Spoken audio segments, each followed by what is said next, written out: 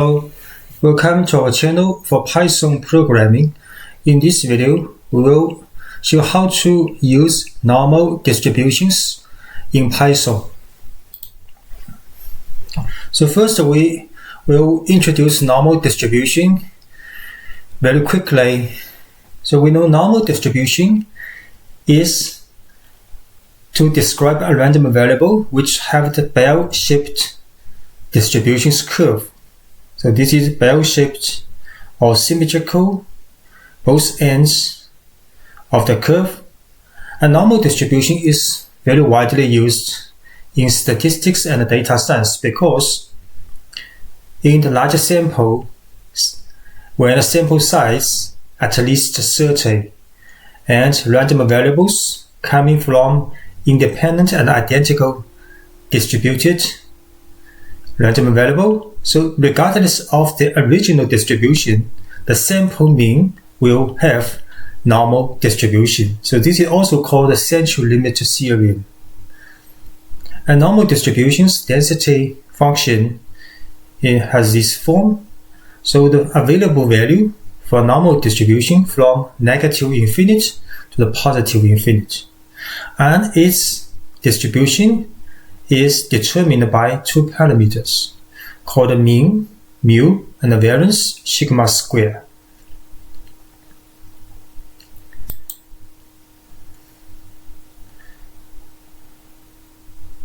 And in normal distribution, if you want to calculate the probability under this density curve, so for mathematically can use the integration between x1 and x2, x1 here, x2 here, if you want to calculate the blue area under this density curve. But because the area under this curve in total is 1 for the probability, so this area is integration between these two values of normal density function. And this table called normal distribution or standard normal distributions table is widely used for normal distribution and the test for the normal distribution.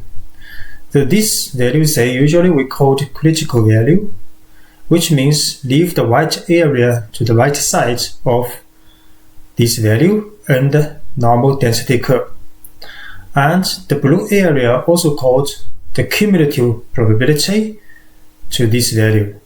So which means the probability of all random variable less than or equal to this value equal to this area, blue area. Now from this table we can check say 0.54, 0.54 can find this value here almost and find this blue area from this table. So if you want to calculate the white area, we just use 1 minus this value. So next we will show several examples using normal distribution in Python. So first we load module, numpy, and matplotlib. So numpy is used to create arrays numerically, and matplotlib is for data visualization. So say we set variable mean 32, standard deviation 8, and size 3200. So which means we will generate random numbers from this normal distribution. So we generate 3200 such random numbers with mean 32 and standard deviation 8. So the function numpy.random.normal mean, standard deviation, and size.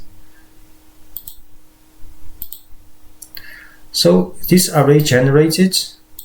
Next we will plot a histogram on for this array, and we add a vertical line, so AVV line, vertical line.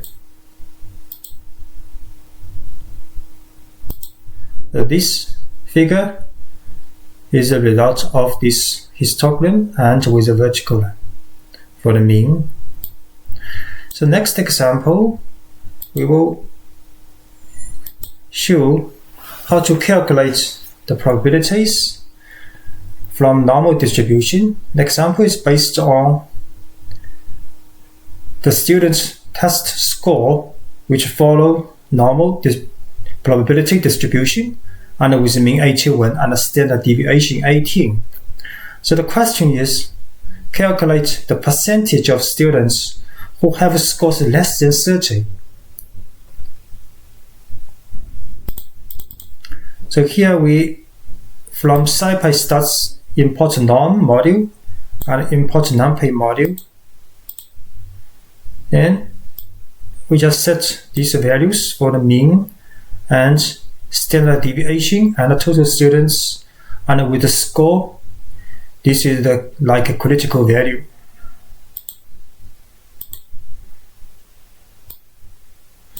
Then we can use a C value. We calculate a standardized normal distribution, so which means mean is 0 and standard deviation 1. So this comes from the score minus the mean value divided by the standard deviation. So all the scores will be transformed to the random variable which have standard normal distribution.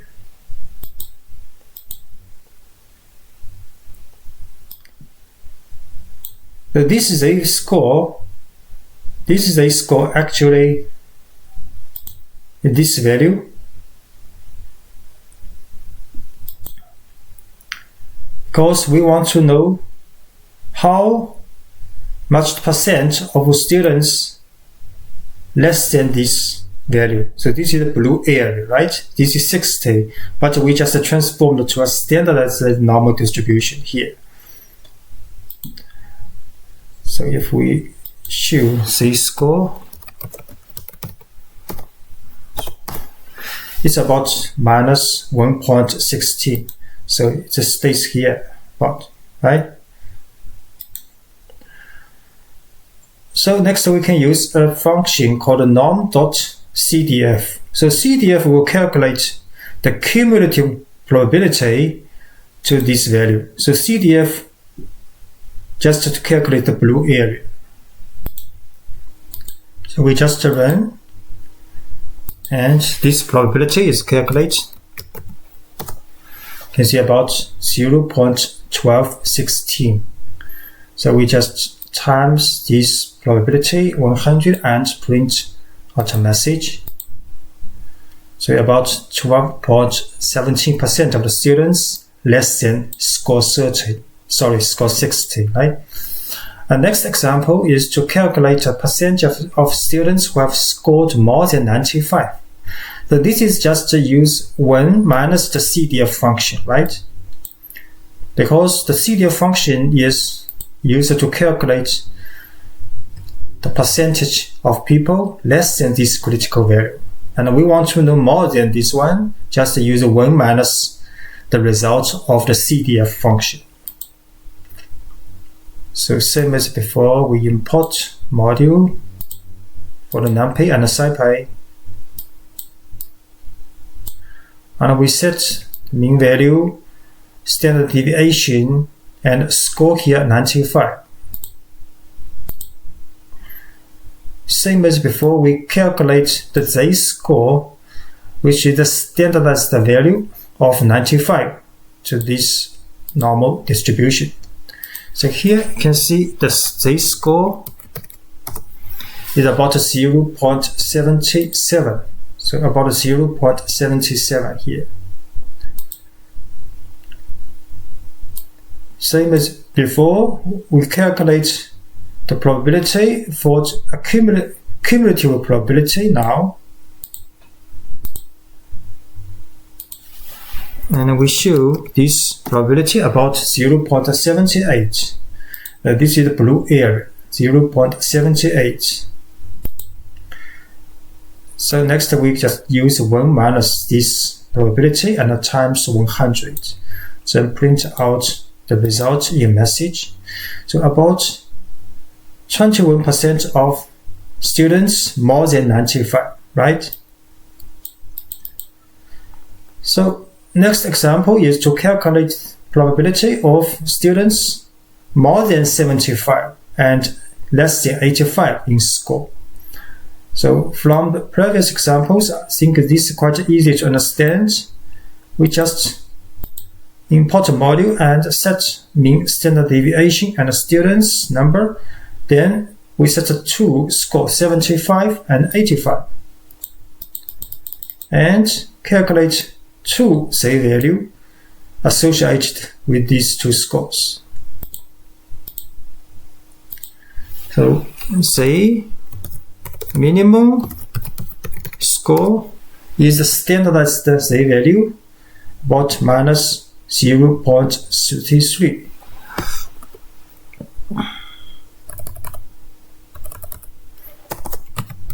So the max score 0.22.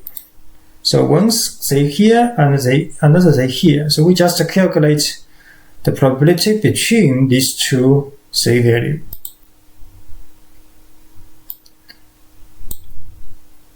So we just calculate two cumulative probability, right? Calculate two blue area. And the result is just the difference between these two blue area and times 100. So about 21.85% of the students with the marks between 75 and 85. So the last example is to calculate what's the score at which about 80% of the students earned this score. So this is the opposite operation of the previous example because we want to get the z-value from the cumulative probability, right? So here, same as before, import a module and set a mean and a standard deviation. Then we set a Q score 0.80, which means about 80% of the students in this blue area. They will just want to find this z-value. So this is the opposite operation from the last examples. And same as before, we can use another function called PPF, which means we use cumulative probability here called Q score. Then with this function we can get the value. This is a standardized normal distribution's critical value. So this is say 80. About 0.84. So which means this blue area is 0.80 and this z-value is 0.84. So next we will calculate the z-score because this z80 is standardized normal distribution random variable and we want to catch the score. So this is the score from the students' testing score scale, which means we have to use the z80 times standard deviation then plus mean. So we show this is z80 score is 96, which means about 80% of the students have the score less than 96. So alternative way, we just use normal distribution PPF function using one line. We just fill in Q score 0.80 and we set two parameters called the location mean and scale standard deviation value. Can get the same result.